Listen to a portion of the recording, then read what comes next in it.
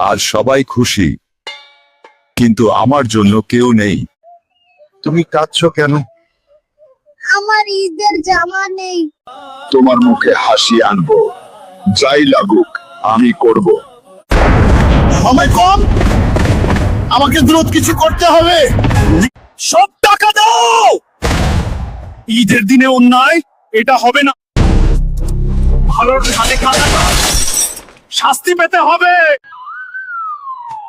তুমি আমাদের বাঁচালে, আমি শুধু সাহায্য করে। সবচেয়ে সুন্দর জামাটা দাও, ওর হাসিটাই আমার ঈদ। আমি ফিরেছি, আজ সত্যিকারের ঈদ হবে। এটা আমার জন্য। হ্যাঁ, আজ তুমি খুশি থাকবে।